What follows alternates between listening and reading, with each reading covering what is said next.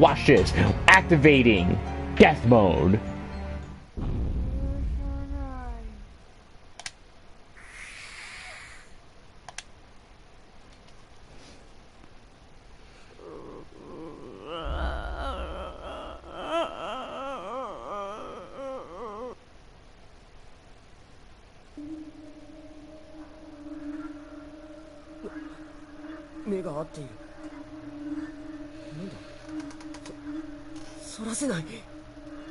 Bye, Satoshi.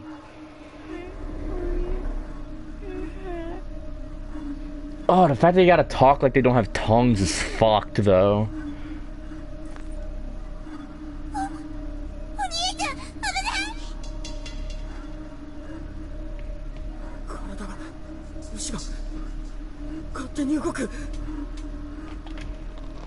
See ya. Oh, fuck. Don't. Oh, God. Oh. Oh.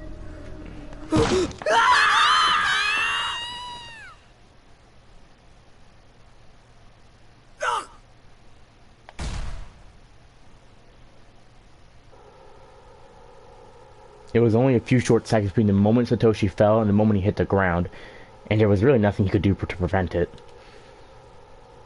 After all, he had no control when he inched his way towards certain doom, and he certainly had no control once gravity took over. Without even time to gasp in grim realization, he impacted on the uneven floorboards below, could feel his innards exploding outward. Yet he remained conscious for somewhere between a couple seconds and a minute before his life officially came to an end. Staring up at the hole in the ceiling, just as his vision began to dim for the final time, he saw his little sister Yuka, who had jumped in after him. Oh, fuck! Oh, shit!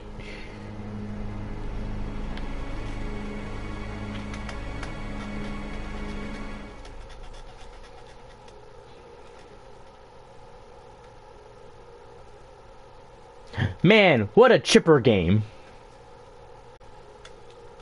Alright. Yo, peep this shit. We're about to get a bad end real quick.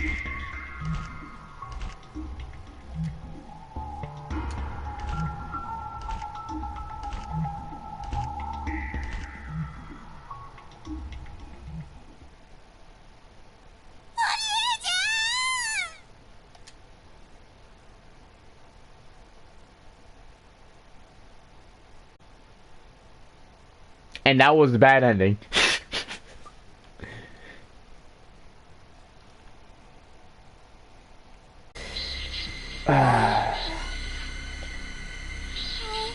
Why is she in my right ear? I don't like this.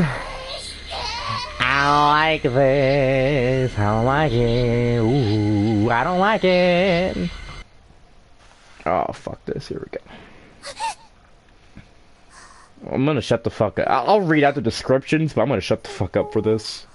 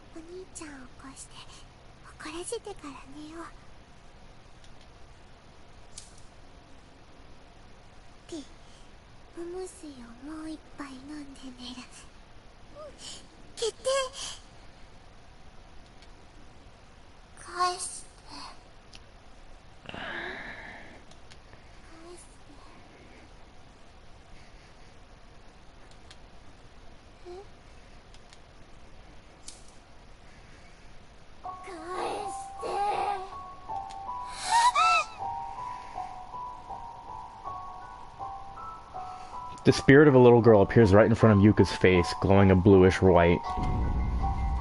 Where the left eye should be, only a gaping, empty socket can be seen.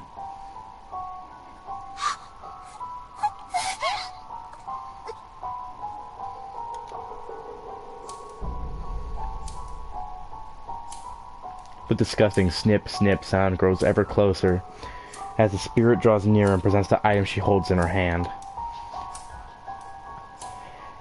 It's a pair of sewing scissors, and she's brandishing them dangerously close to Yuka's face. The inner blades are dull, rusty, and caked with blood.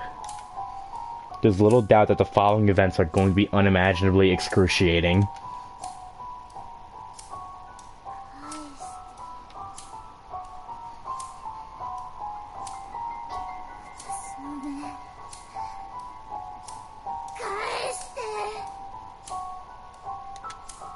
The girl repeats her futile demand over and over again, bringing the blades closer and closer and closer each time.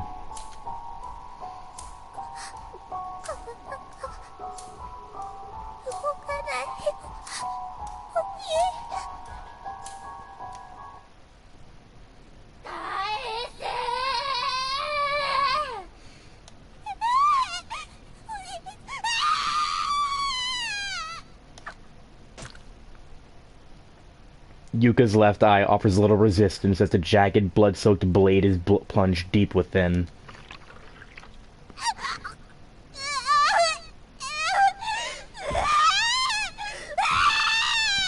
Her vision runs red as waves of unbearable agony trigger unconscious screams of primal, nearly animalistic torment. She instinctively reaches up to pull the scissors out, but just touching them lightly causes new jolts of torturous misery to flow through her body.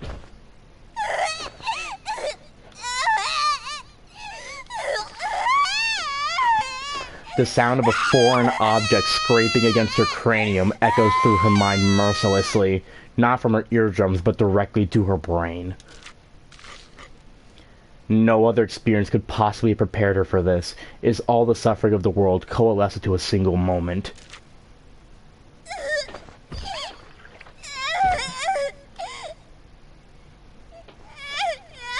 The pain grows exponentially worse with each heartbeat, yet the trauma of the experience makes the heartbeat faster, creating an endless cycle. It's not something you can adapt to. It's not something you can ignore. All you can do is thank heaven above when you finally die.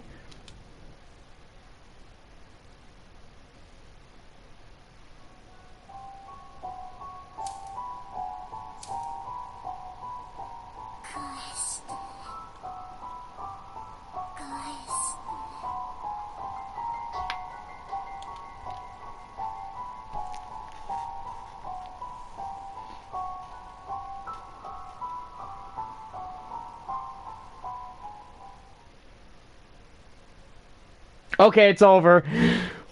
Oh, holy fuck!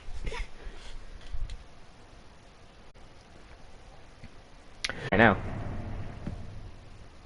Looks like I'll be dying soon, so I'm going to try to keep my fingers steady just this one last time. Fucking epic. Alright. The bleeding never stopped, and I'm getting colder and colder. I can barely see. In the end, we never did find one another here, and unless you magically pop out of the shadows real soon, we never will. Mitsuharu, I've always idolized you. You constantly surpassed me in every way, always one step ahead, no matter what we were doing. I kept telling myself that at some point I'd turn a corner, you'd be there. But I knew better. My brain knew better. My brain rejected that notion from the beginning. If I should dream in death, though, then I know I'm going to see you when I turn this next corner, like I've been praying for all this time. We can beat up on each other like we used to. And I'll never have to be alone again. No, I think it's a tomboy.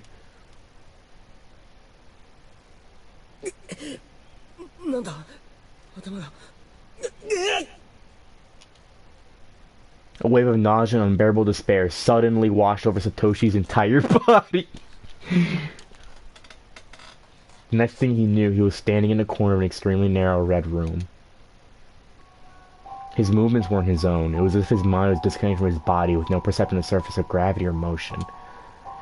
After a sudden dip jarred his senses, he realized he was moving purely on nerve impulses with no direction or control. Perhaps he'd been taken in by the curse, by the wave of negativity that permeated space, far beyond the spectrum of human understanding. His shell of a body might as well have been a twig skipping across the ground in a windstorm.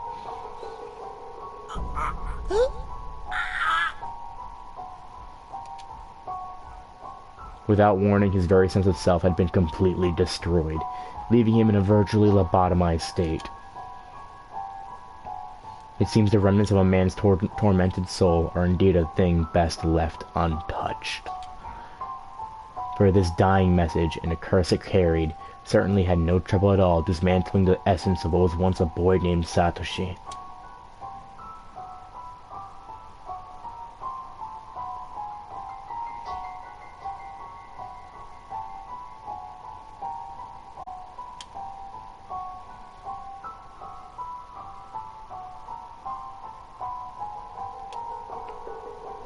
Okay, but he